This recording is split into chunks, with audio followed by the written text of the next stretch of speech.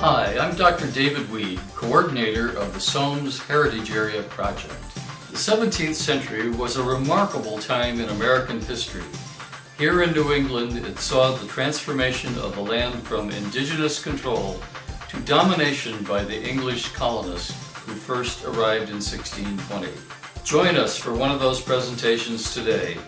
For more information, go online to www.sowamsheritagearea.org.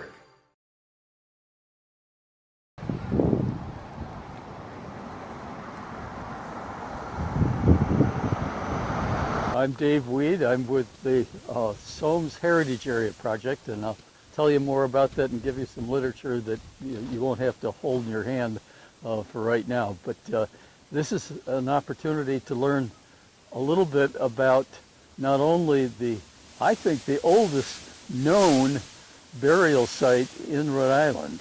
Okay, that's why this is part of the month-long cemetery tour project. But if you turn around, you will see the same view that the Pokanoket people saw when they chose this site as a burial location. And we're at a little better day, and particularly if it were late in the day and the sun was setting, you would understand why this place was chosen. Let's go back a few million years. There wasn't any water here, okay? In fact, the ocean was out 3 miles or so beyond Block Island there. And any of the settlements, native settlements, would have been in that location. They're now underwater, so we don't know much about them. But then something happened about 20,000 years ago. Anybody remember? We had some ice here, a huge glacier that came and covered this whole area. It's a mile high of ice here. There wasn't any river here.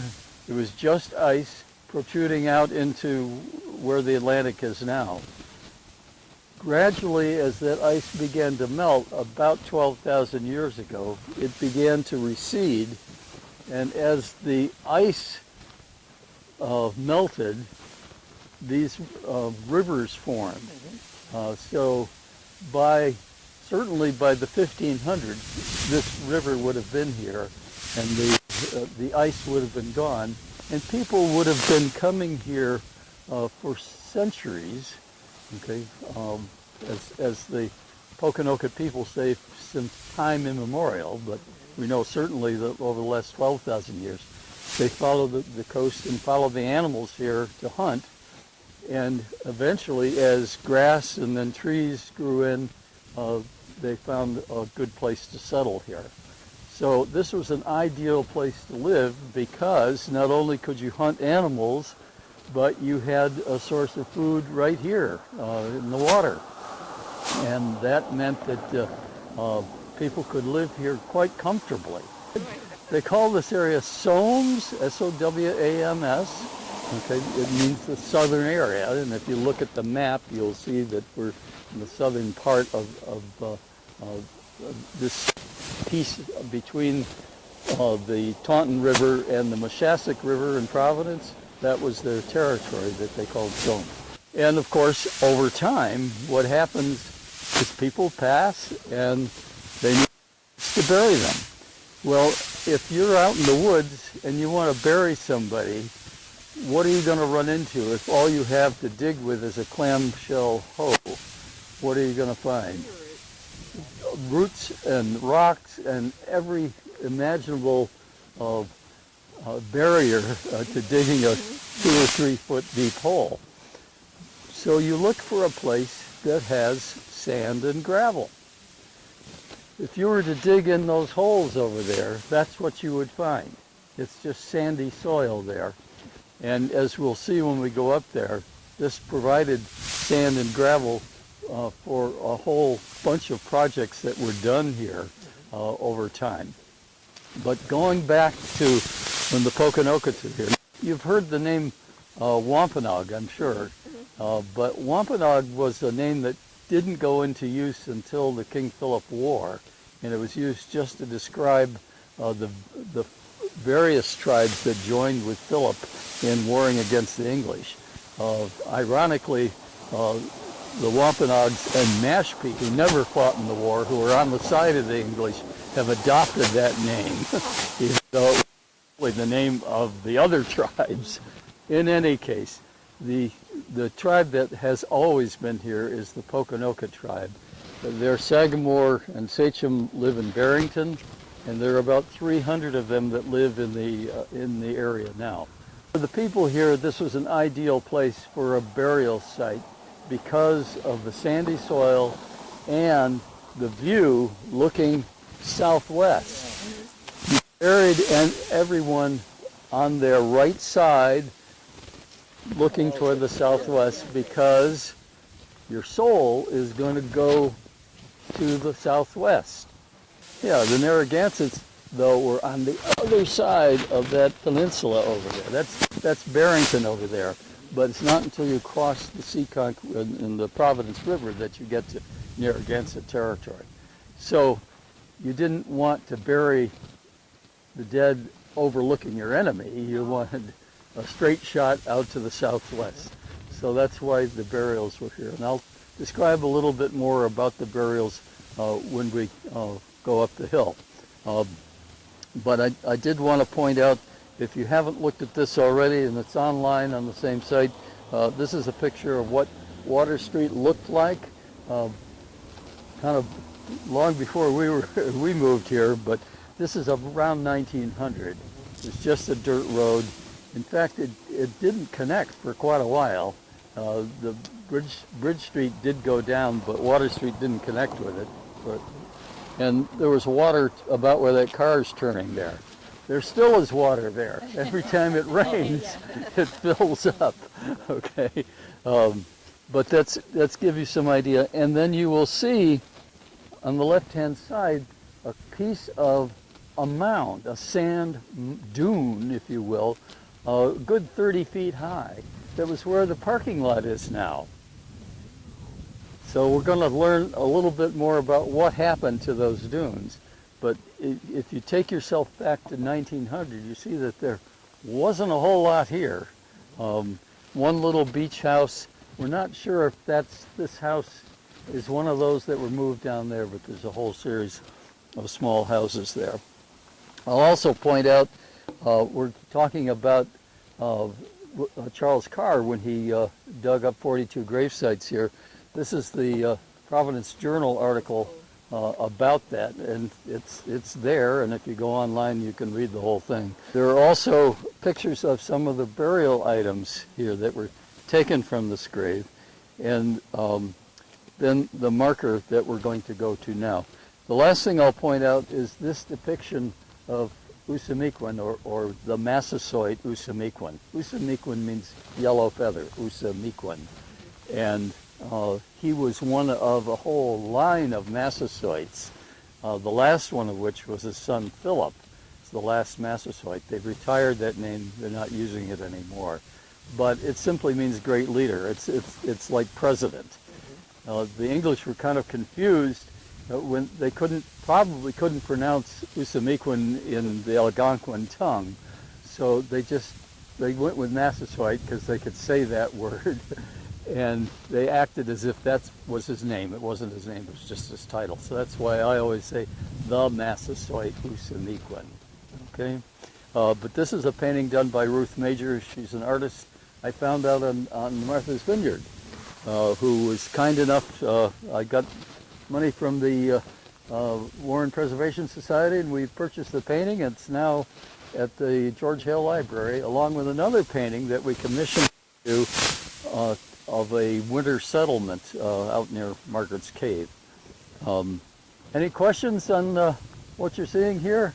You've bundled up enough and ready for a walk? Okay, I'll pack up my equipment and we'll head up the hill.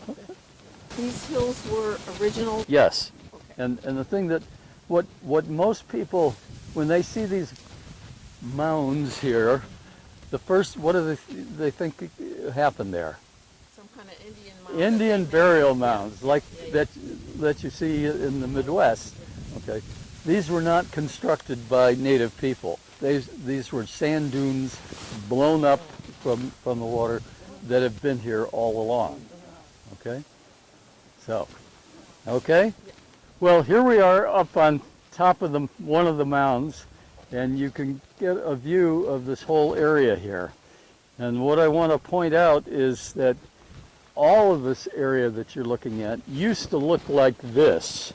Okay? This was leveled in 1924 by the town of Warren to make a park. That's after the extensive looting that went on for not quite 100 years. When the railroad went through, the embankment you see back there was dug in 1851 to make the Providence, Warren, Bristol Railroad that ran both ways, obviously, back and forth, and brought hundreds of people down here to work in the mills. That helped to populate the area. Many of the houses were built once the railroad was here because there weren't any automobiles at the time, so to get anywhere, the train was essential. And it really was quite a successful business, and in some ways I wish it were still operating. It would be a lot easier for us to get to Providence, especially now with the Washington Bridge out. But so that actually ran until the 1950s. Okay, yeah, producing, of course, a lot of soot and smoke and noise and everything else. But it was largely used for freight in the last 20, 30 years because once cars and trucks were able to go back and forth, nobody wanted the train anymore. Okay, so that's how progress goes. So that railroad track sat empty for years. We moved in. My house is that White House just to the right and up of the shed there. And when we moved in, there were no railroad tracks, but the railroad bed was just abandoned there. And 1993, I think it was, they built the bike path that now is on the railroad bed there. And has anybody ridden on any part of the bike path? Yeah. Nice, isn't it?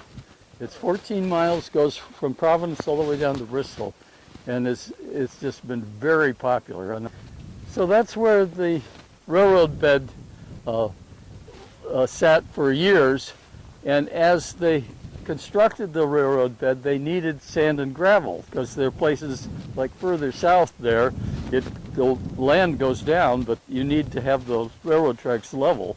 So they just simply dug out sand and gravel from this area. In the process of digging the sand and gravel, however, they found skeletons in unmarked graves, had no idea who they were, didn't think they were English because you wouldn't just bury somebody randomly without marking the grave. So they didn't quite know who they were. Some of them speculated it was people, enslaved Africans, but when they found one skull with straight hair, they realized that wasn't right. So it remained a mystery for a long time, though many speculated it might be Native American people who were buried here. Well, that continued for years after the railroad was built, and more things were taken, and along with the skeletons, they found all kinds of burial objects. Ceramics from Holland, pottery from England, metal tools and things of that sort, which also seemed strange to them because the English wouldn't bury those things with people. Nobody knew. In comes Charles Carr, who starts working as the first librarian here in 1898 at the George Hale Library, who was an amateur archaeologist. He finds out that people are finding things here and becomes very interested. He goes around asking to see what people had and collecting and paying for things, and then eventually got so tired of people taking things over and over again as they dug more gravel to fill in potholes in the street and things of that sort. He got permission from the railroad company who owned the gravel pit and asked if he could dig here. And that's what he did. So he began digging right along this whole area here, okay, this flat area, and found 42 grave sites, some with multiple graves, one grave that had 6 skeletons in it, okay. So there was a large number of people here still, and at the time in 1913, the idea was that you protect those burial items by taking them out of the ground and putting them in storage or in a museum. So he thought he was doing the right thing. Well, today we understand that's not the right thing to do. And since 1990, with the Federal Native American Gravesite Reclamation Act, it was illegal to do that. And furthermore, tribes had the right to reclaim any funereal burial object as their own. And that's exactly what began to happen in the 1990s, that 3 tribes in the Mashpee area near the Cape decided to, because they were federally recognized, decided to go to 3 museums. Obviously the George Hale was one of them. My wife was director there at the time. Then the Haffenreffer, which is was in Bristol, now has been moved to Providence. And then the Hay Museum of the American Indian in New York City. So that's where things had been dispersed, and that's where they went to collect those items. And they got over 600 items. Of course, many of them were just little beads and things of that sort, but everything they could find that they could get reclaimed.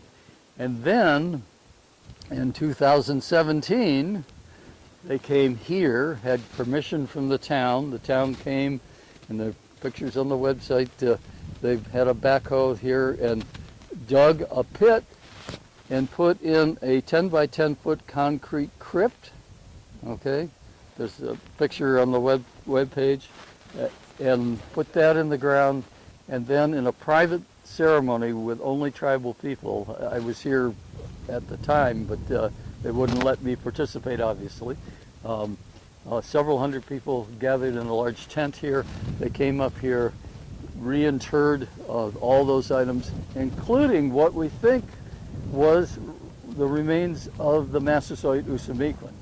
Why? Because they had found in one of the graves that had been dug up a copper chain necklace that was described by Ed Winslow in 1622 in his book Good News from New England as a gift that they gave to Usamiquan, so that when he wanted to communicate with anyone in Plymouth, his runner would take the copper bead necklace with him, so that they knew in Plymouth that this was the real deal. This wasn't a Confederate trying to pull something over on Plymouth.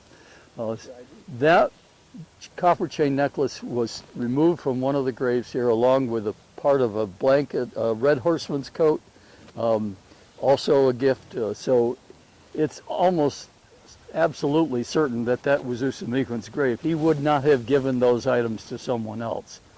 He, in fact, had died in 1661 in Brookfield, north of here, 15 miles north of here. Because this was his home, they carried him back from Brookfield for the burial, the initial burial in 1661. He remained here until Charles Carr dug him up in 1913, and then came back in 2017, and now it's buried under the monument that you see behind you. Were there any bones of him? We don't know. The Mashpees have released some pictures of some burial items, but nothing. They would not like to have pictures of human remains. That's a violation of their notion of respect. Many of the graves, the bones had deteriorated. Remember, they weren't in coffins. They were just a couple of feet underground, and in ideal conditions, bones will last, but mostly they deteriorate. We're talking 400 years, so not going to last long. Other questions before the rain comes? And we'll go back and take a look at the monument then.